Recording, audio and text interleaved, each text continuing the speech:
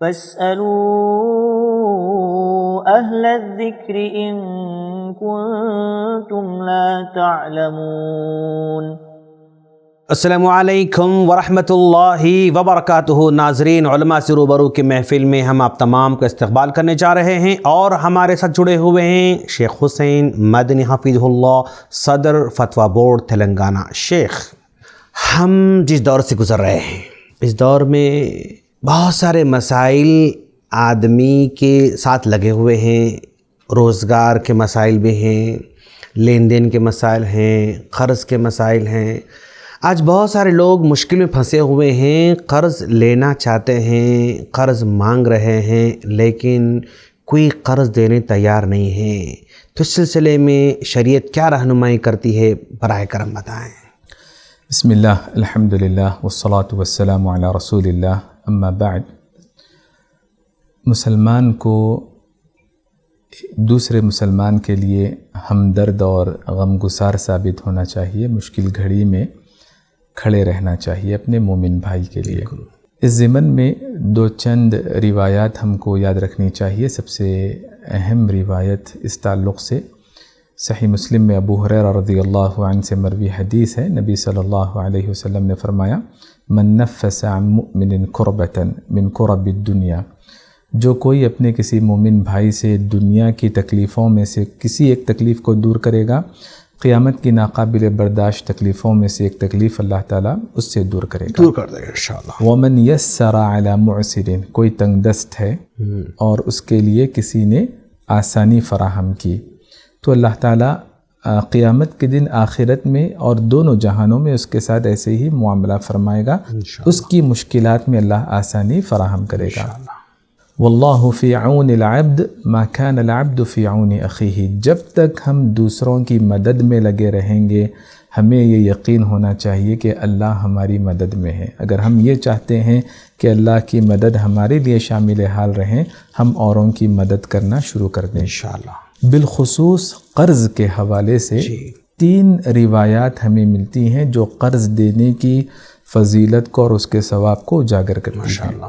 سب سے پہلی روایت، کل قرض صدقہ، ہر قرض صدقہ ہے، نیکی ہے، یعنی جیسے صدقہ کرنے پر آپ کو اجر ملے گا، ویسے قرض دینے پر بھی آپ کو اجر ملے گا، صدقہ کرنے کا اجر ملے گا۔ دوسری روایت ہمیں یہ ملتی ہے کہ اگر کسی نے قرض دیا یا اپنا جانور دیا تاکہ اس کے دودھ سے کوئی فائدہ اٹھا لے، یا سواری دی تاکہ اس سے کوئی استفادہ کر لے، وغیرہ وغیرہ، اس میں رقم کا بھی تذکرہ ہے، دینار و درہم کا بھی تذکرہ ہے۔ تو اس کا ثواب یہ بتایا گیا کہ ایک گردن کو آزاد کرنے کے برابر اجر ملے گا ایک دفعے قرض دینے پر۔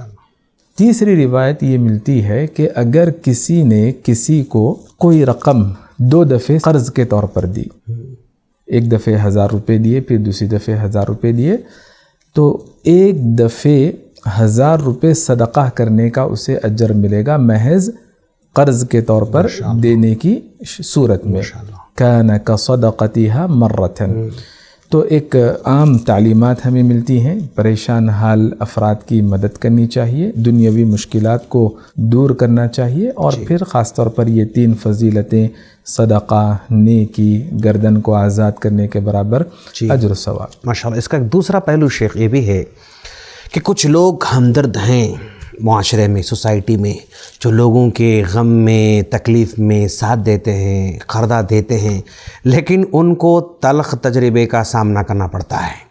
وہ لے کر جاتا ہے 15 دن کا بہانہ بنا کے، 1 مہینے کا بہانہ بنا کے، 6 مہینے کا بہانہ بنا کے، سال گزر جاتے ہیں، مہینے، پھر 2 سال ہو جاتے ہیں، پھر 3 سال ہو جاتے ہیں، سالوں گزر جاتے ہیں، اور یہ فون کرتا ہے تو فون کٹ کر دیتا ہے، آمنا سامنا ہو تو میں فون بیٹری لگایا تھا بولتا ہے، میں ٹوائلٹ میں تھا بولتا ہے۔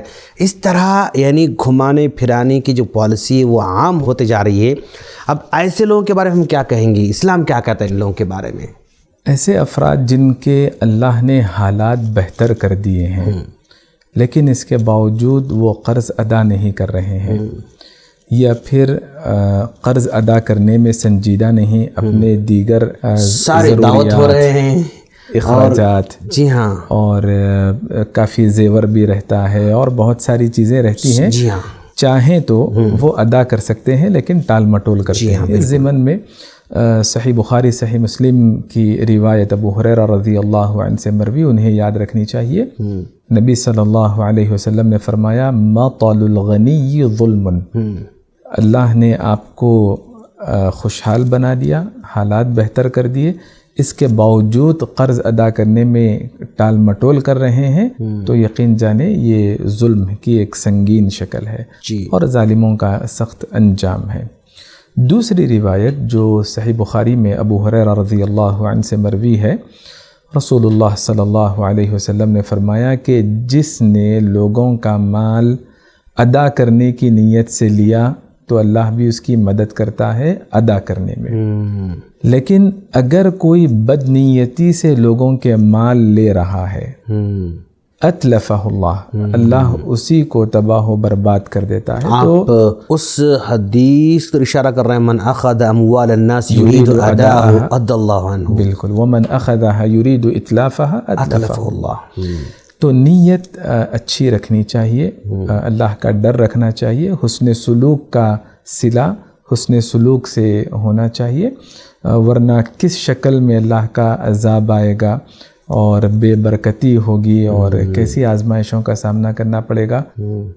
بد نیتی کی وجہ سے اس کا انجام اچھا نہیں ہوگا. ڈرنا چاہیے، محسن کے ساتھ حسن سلوک کرنا چاہیے. بارک اللہ فیکم. مطلب جو آدمی قرضہ لینے کے دوران واپسی کا پکا ارادہ کرتا ہے اور اس کے لیے کوشش کرتا ہے، فکر کرتا ہے، تو اللہ اس کو واپس لوٹانے کے راستے پیدا کرتا ہے. اور اگر لینے کے دوران یہاں دیکھا جائے گا، جب اللہ دے گا، بد نیتی تھی، ہاں جب اللہ دے گا دیکھا جائے گا، ہم یہیں ہیں، ہمارا گھر ذاتی ہے، ہم بھاگ تھوڑ جاتے ہیں. اگر ٹال مٹول کرنے والا ہے تو اللہ اس کے راستوں کو بند کر سکتا ہے، تباہ کر سکتا ہے. ہم اللہ سے دعا کرتے ہیں اللہ تعالیٰ ہم تمام کو سب سے پہلی فرصت میں قرض سے محفوظ رہنے کی توفیق فرمائیں.